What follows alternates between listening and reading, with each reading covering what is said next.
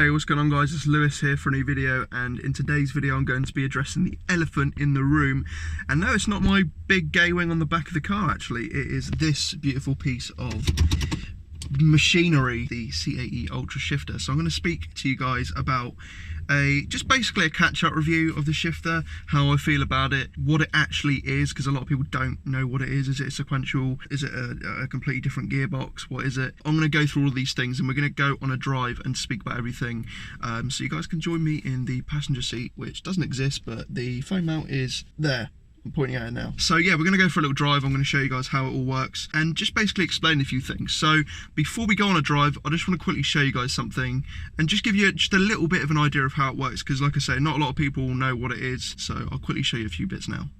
This is the shifter, as you guys can see, CAE, all nicely engraved in there. And this is the big tall penis which makes up the shifter.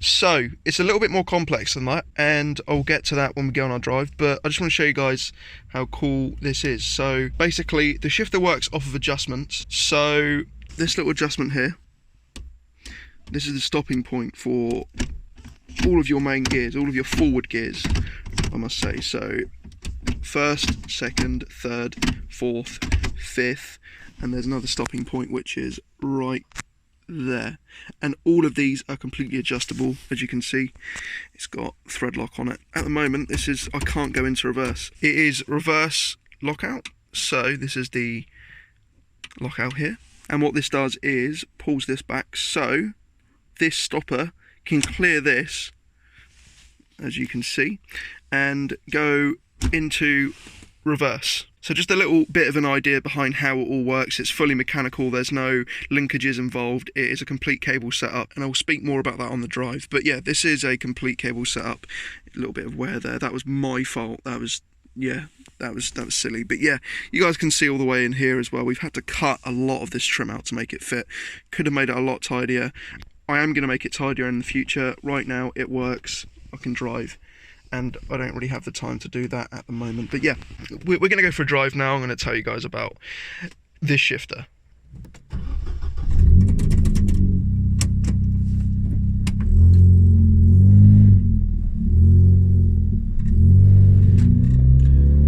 Alright guys, so I guess we should start out by addressing that elephant in the room. What is this?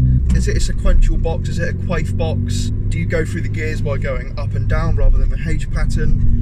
No, it is none of those things. It is a H pattern shifter. So essentially how this thing works is it's a complete conversion kit from the standard way of shifting, which is via linkages, and it converts that over to cables, so it works off of tension and movement rather than the actual linkages all working together. I'm not going to go out of my depth here, and I'm not going to try and explain to you exactly how everything works, because I'm not professional and I personally don't know the ins and outs of it.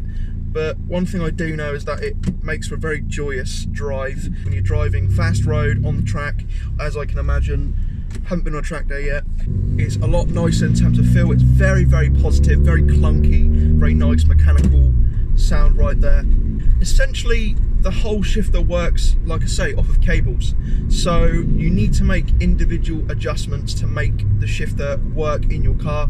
It's not as simple as just taking out the standard shifter and putting the new one in, as like the CoolerWorks shifter, which there's no problem with that. I don't have a problem with that. The CoolerWorks shifter is very nice, but it's a full conversion, so it's not just a case of taking out the shifter assembly and that's it, popping all the linkages back onto it and away you go. It's more the case of you have to take out the shifter, you have to take out your battery and your engine bay, and then you have to take out all of the linkages individually, and it is a nightmare for someone who, one, doesn't have a ramp, and two, doesn't have all of the mechanical knowledge which other people don't have, and three, doesn't have all of the tools for it. So it is a bit of a nightmare to fit, but it's not just the shifter, it is, you know, the shifter, the cabling as well, which is what makes it a CAE shifter. It's a complete conversion. So to answer your guys' question, is it a sequential shifter? No, it is not. It is a H pattern shifter, but it is converted from a linkage to a cable type shifter. So that's the answer to that question. And sorry if I get really ranty in these types of videos, I just want to make sure that I cover absolutely everything. I'm currently driving past a school, and I think it's like 3 PM. This is not the best time to be doing this video, but we're going to do it anyway. So now that we've got that question out of the way, I'd just like to speak about why I bought the shifter. What does it do? Why does it look like this? Why is it like this? So the reason why I bought the shifter is because I've watched reviews on it for a long time. I've always liked the way that these rally style, quay style shift knobs and shift setups look. I've always loved the look of a sequential box. And I looked deeper into the CAE shifter, and I'd looked into it for months, and I was wondering what the actual purpose of the shifter was. And then I looked and it basically just said it's an ultra short shifter, ultra precise shifting. The actual lever itself is positioned very closely to the steering wheel, so it makes for very quick shifts, and you know, it's a lot quicker to get your hand back on the steering wheel. I'm not saying personally that I've noticed a huge difference, but I will say that it is a much nicer place, so it's harder to essentially miss the shifter with your hand, which I've done a couple of times. I'm sure some of you guys probably haven't done that, but I've definitely done it. So there's that as well. The fact that it goes into gear really nicely, really easily. You can't really miss a shift. I've never missed a shift with it. I have before with my old shifter setup. So this whole cable setup basically just allows you to have peace of mind that you're not going to miss any shifts. Ultra precise, like I said. So obviously third into fourth, just literally just ultra precise. But then fourth into fifth, ultra precise once again. So downshifts as well. And then directly up into third, so there's no wiggling around and trying to maze it into gear. It just goes straight into gear. There's no mazing it into gear at all. Daily driving with this thing, everyone seems to think there's a massive problem with it. Oh, it's for track only. They recommend it for track use only. Personally, I've had no issues with it whatsoever. Then again, I am silly enough to be sat in a bucket seat with this steering wheel, this shifter, the cage with a big gate wing on as a daily car. But me personally, haven't had any problems with it on the daily. I actually really enjoy using it. It's a really nice feeling. It's nice and rewarding when you're, you know, just driving normally to hear those clunks, but then when you're on a back road and you really want to give it a blast.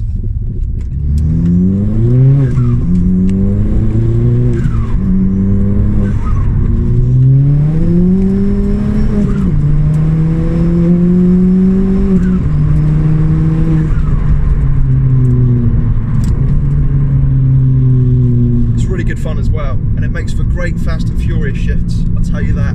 So yeah, the shifting is, as you can see, ultra precise. Just goes straight into gear. It's so smooth.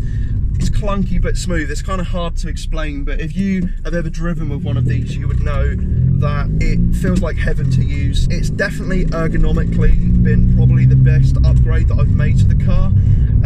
I could literally have this interior fully standard, and if I could only have one modification in the interior, I'd have this shifter, because it just completely changes the way that you feel while you're driving the car. When you're going fast, it's so rewarding. It feels so nice to use. It's definitely complemented by, you know, the fact that I'm sitting a little bit lower with this seat. I've got this nice steering wheel here. It just ties it all together. It feels like a proper sort of a bad boy modification in a sense, and it's definitely a purposeful modification to the car. I feel like it's made a massive difference towards how I drive the car. It's just, yeah, it's hard to explain unless you've actually felt one and drove with one yourself. You need to give it a go if you're looking to do something like that. But that also comes through to a very popular question that I've been asked: how much did it cost you? And it is the single most expensive part that I have purchased for my car. It may seem really silly because it's just a shifter, but to me it's not just a shifter. It changes the driving experience completely. I can be fully standard and still really just enjoy the car so much more by just having this as my only modification. So the price of the shifter, how much did it set me back? Well, to answer your question, it set me back a lot. The shifter from Regal Autosport was, I believe, around about £1,060, something like that. But then you've also got to take into account the fitting cost as well. We did fit the shifter ourselves, but for the final adjustment, which we couldn't get, we tried for days to get. You need to make these adjustments, and I'll explain that in a second. But for the final adjustment, I had to go and pay Regal extra money for labour costs to actually set the thing up, because it was so bloody annoying to set up. It is not easy to set up. We tried for days. It was just an absolute nightmare. So if you're looking to get one of these and you want to try and set it up yourself with no previous knowledge of doing so, just, you can give it a try, but I warn you, I pre-warn you, you probably won't have very much fun trying to do it.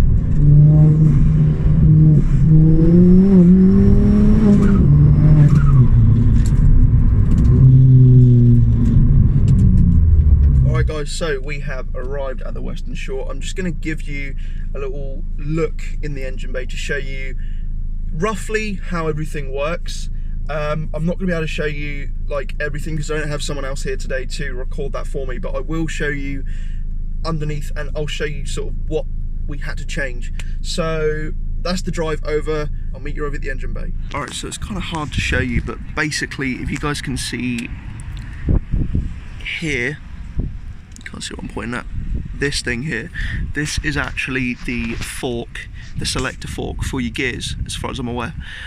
So I don't know if you can see, it's really tight, but on top of that thing there that you can see with the bolt going through is part of the conversion kit there. And in order to do the whole conversion, you take all of this out and the cables need to be run through the bulkhead firewall into the car, into the cabin. You need to take out all of your centre trim, so it is a very lengthy job, as you guys can probably imagine.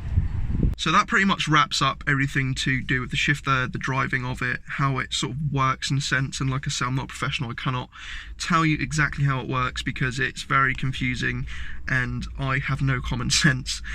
So it might just be as simple as just moving parts because that's what it is. But yeah, I don't understand it 100%. But what I do know is that it feels amazing to use. Obviously, you need to have a bit of mechanical sympathy when using it. Just because it's a cable shifter, that doesn't mean that you could just absolutely destroy it into gears, but you can definitely go through gears faster. It definitely feels a lot more positive changing gears, and there is essentially a fail-safe mechanism for money shifting as well. So you can't really money shift with this shifter because of the way that it's designed. That's something I read up on, and that's something that CAE quote as well. I guess it just all comes down to what you really want out of your car, and obviously me, myself, I am very heavily inspired by track builds. I used to be inspired by a lot of sort of show type stuff, but thinking outside of the box, this is what I really enjoy doing, little bits and bobs like this, which in hindsight, they're not actually little bits because they're really expensive, but it's just my hobby, it's what I love doing, and I would highly recommend anyone who is looking at one of these to definitely try one out. I'd say it's a positive thing. I don't think you can really go wrong with the CAE shifter. It feels absolutely amazing to use. I mean, I'm really happy with it. No issues as of yet. That's pretty much all I've got to say. I hope you guys enjoyed this video. I hope it was informative for those of you that are wondering what the hell it is and just maybe wanting to gather a bit more information before possibly buying one. If you are looking to buy one, I'll put a link down below to the only website that I have found that sells them. I think Perron might sell them as well, I'm not entirely sure. I did have a word with Charlie up there and they said that they sell them, but I'm not 100,000% sure. But one thing I do know is that Regal Autosport do sell them. I will leave a link down below in the description. This is probably going to be a very long video, so I'm going to wrap it up here, but I hope you enjoyed it nevertheless, and until next time guys, you stay frosty. I will see you in the next video. Goodbye.